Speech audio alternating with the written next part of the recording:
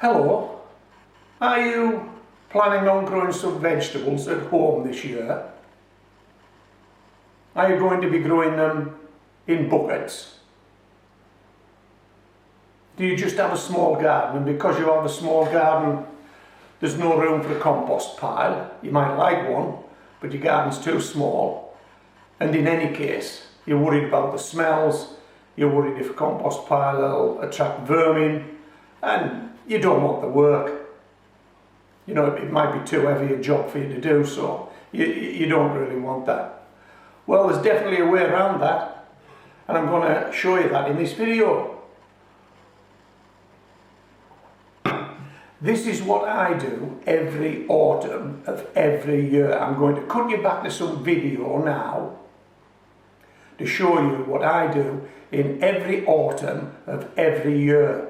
So it's the beginning of the colder months. We're starting to get cooler, we're starting to get colder. We won't be growing anything, but this is what I do at that time of year every year. I'll cut you back to that and then come back to me, because we are actually now in the spring of the year as I'm shooting this video, and I want to show you the outcome of what I do in autumn and winter every year. Watch that video, then come back to me.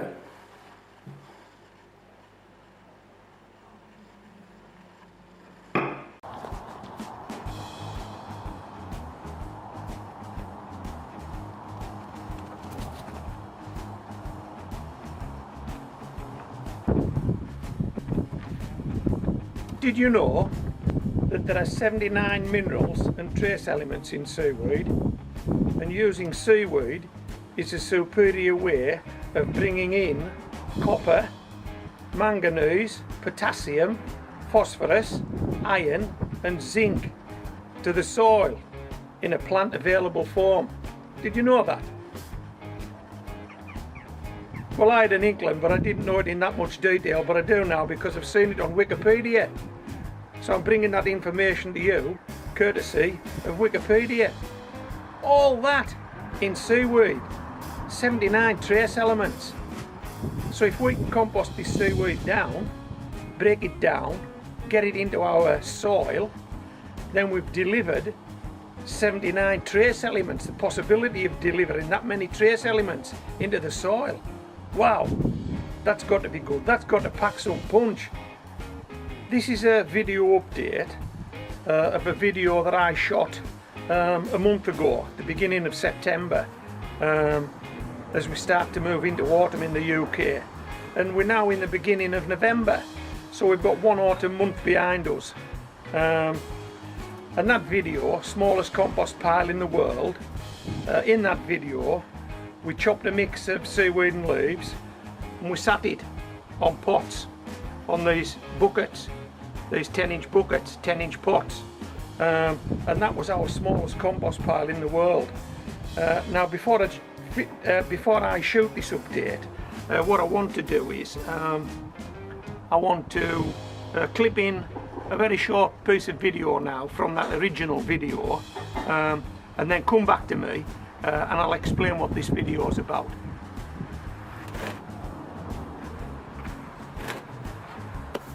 Okay, so this is our pot, there's the soil. This would have grown potatoes or leeks or carrots, I've already told you that. This will have grown a crop this year, and we ain't going to use that for 6 months. It'll be full of life. We want to sustain that life, we want that life to work for us. While we're indoors during the cold winter months, we want this to be getting better, and it can do, and it will do, if you follow this simple advice. Okay, now we're not going to cover this over. There will be no smell, there'll be no slime, there'll be no flies, there'll be no rats, there'll be no vermin, there'll be no mice. Just good wholesome compost on there, being attacked by the elements from above and the worms and the microorganisms from below. And by the time 6 months is up, you won't even know this stuff has been on there. It'll have all disappeared, if not all of it, most of it. Anybody that does composting will tell you that. You can have a compost pile as big as you like, but in so many months' time it'll be half as big, because it breaks down And when this breaks down, where do you think it's going? There's only one place it can go, in that soil. This is it, smallest compost pile in the world. There you go. How easy was that? How easy was that? Now this will stand in the garden now for 6 months, and I've got another 40 or 50 pots just like it that'll be covered with compost just like this, small compost piles. This will feed everything that's in that pot, and the elements will help to break it down and push it further and further into that pot, so that by the spring of next year this will be ready to go. And basically what we do then in the spring of next year, we turn this pot out completely, mix it all up, make sure there's a good mix, probably add some fertilizer, bang it in the pot, plant something, bish bash bosh. How good is that? You're going to do this, I know you are. And if you haven't got the seaweed to go with the leaves, grass. If you haven't got the lawnmower or the shredder to chop everything up, garden shears. You've no excuses. You've got to give this a shot. You've got to. Okay, so you saw what I did there. If you want to watch the whole of that original video, I'll put a link in below this video. But okay, what's this about then? Okay, we've been composting now for a month. We're going to compost through autumn and winter. This is winter composting. And in the spring of next year, we're going to grow vegetables in these buckets. Okay, we've already done that this year. We want to inject some goodness back into the soil, and so we built these small compost piles on top of each bucket. And what we said was that in the following 6 months, all of that would probably disappear. Well, check this out, after 1 month. This compost is now nearly 2 inches below the rim of this bucket. Check out where the compost was when I first put it in the buckets. Check this out.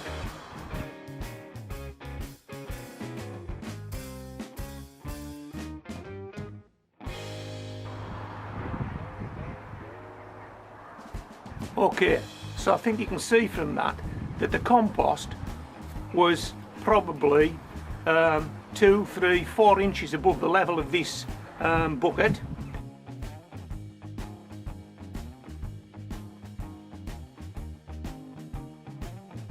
And it was overflowing, and look at it now after 1 month. It's disappearing. Just as we said it would, it's disappearing. And where's it disappearing to? Just as we said it would, into the soil in the buckets. It's breaking down. Now then, I'm fairly confident that if I left this within another few months, you wouldn't see any of it. But what we want to do is we want to keep this going now. Now that we've got it going, we want to keep it going, because we've got worms and microorganisms in these pots relying on us, giving them some food so that they can supercharge the pot, haven't we, Mom? So what we're going to do is we're going to top these guys up and then just sit them to one side again. Let this process continue for the rest of autumn and winter.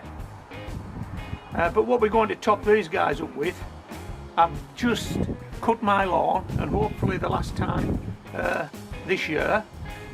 So I've got some grass, and I also had some leaves.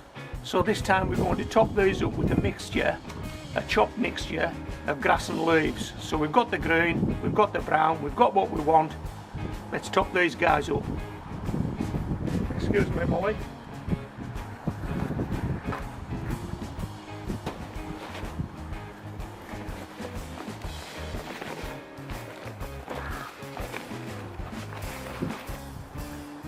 That's it, a chopped mixture of grass and leaves, and we'll simply do this.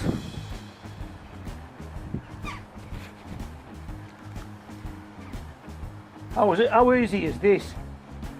And if you're not doing this, as I've already said, you should be, shouldn't you? There's lots of leaves about. It is autumn. You may have just recently cut your lawn and have your grass. Do a mix, chop and drop it.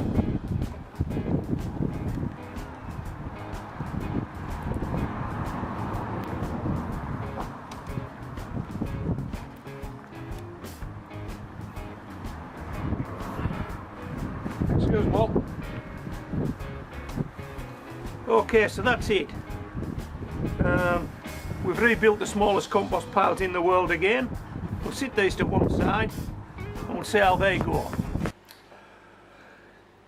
Okay, did you enjoy that? Was it nice seeing Molly again, my mate Molly? As you know, Molly's gone on ahead now, so I don't have a gardening companion other than when the grand dogs visit, and then I have a gardening companion. But okay, so you saw what I did there, and I think somewhere in that video I did say that all the chop and drop would disappear. Well, it's the spring of the year now. If it's going to disappear, it will have disappeared by now. What we're going to do now, we're going outdoors. I'll get a couple of buckets off the rack.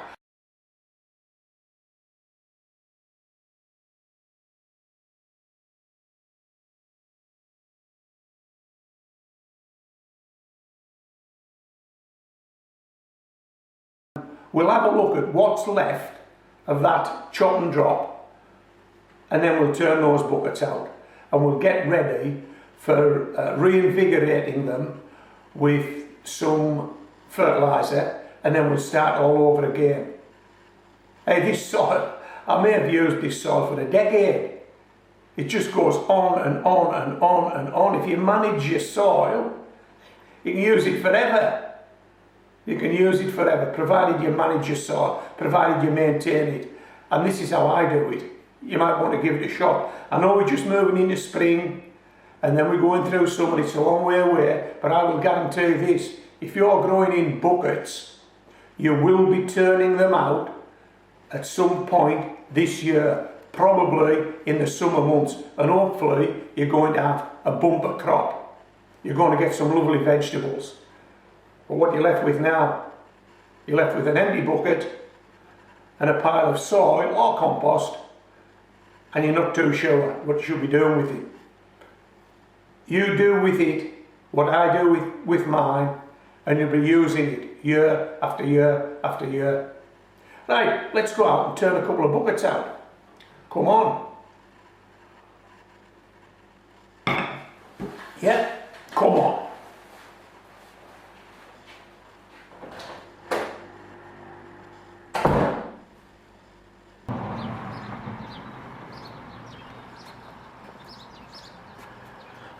So we're nearing the end of this compilation video now.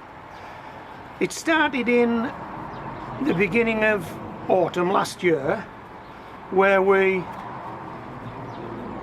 put some used soil back into buckets, soil that had already produced a crop, covered it with chop and drop, and put it on the rack to stand over autumn and over winter. We're in spring now, so we're 6 months down the line. What we said we'd do is we'd turn it out and we'd start again. And it's probably better now than it was then. And why is that? Because we've managed it, because we've done some maintenance. Now let me take you back and show you a bucket covered in chop and drop at the beginning of autumn last year.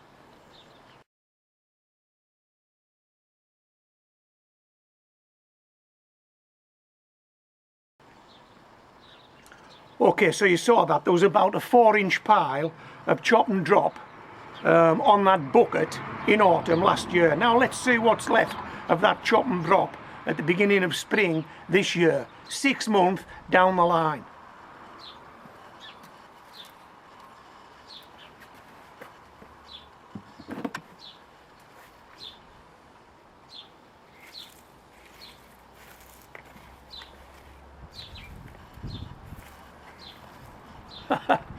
That's it. That's all that's left. What you're looking at there is soil. That's all that's left of that chop and drop. after 6 months sitting on top of the soil in this bucket. The soil in this bucket has not been out of this bucket for 6 months, but it's coming out today. Let me show you another bucket and then we'll do this.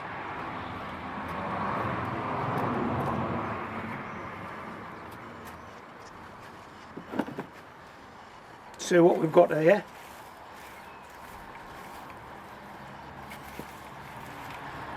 That's it. That's all. Hardly a handful. What you're looking at there is soil. So, let's get the other bucket and turn it out in the barrow.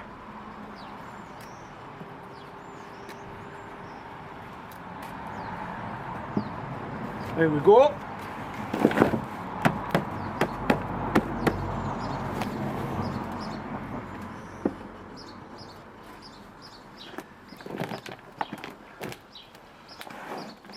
How about that? Come on. How about that? That looks absolutely lovely. It does. It looks absolutely lovely. That's ready to go again. But what I'm going to do is I'm going to add some potato fertilizer, and I'm going to charge a pot, and then we're going to plant a potato in it, a fast start potato. Let me just get the fertilizer.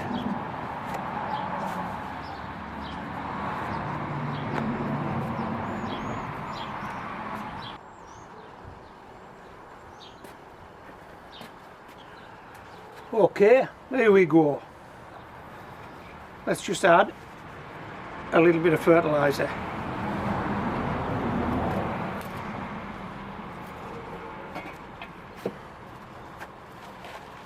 Today we're using traffic lights. No, we're not. We're using potato fertilizer. It's a 6-10-10. And as you can see, that's all I have left. So I'll have to go and get some more. I'll get it locally.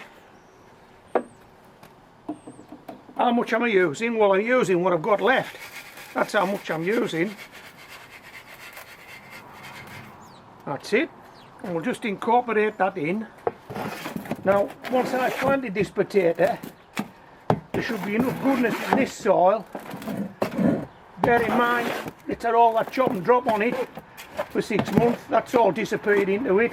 And it's got this potato fertilizer now. So all this plant will get now, once it's in this bucket, is water. No need for anything else. Right, how do we do this? Can you do it there?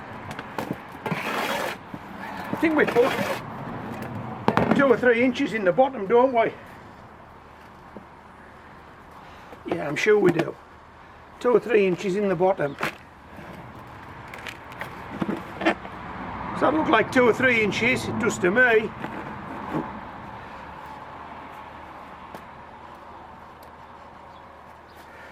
This is the potato we're going to be planting.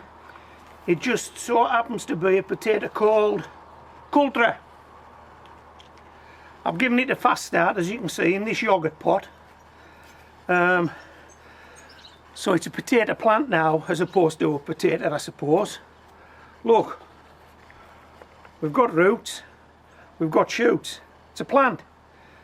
So we plonk that in the middle, on top of that 2 to 3 inches of soil that's in there. Right, what do we need now? I know what we need.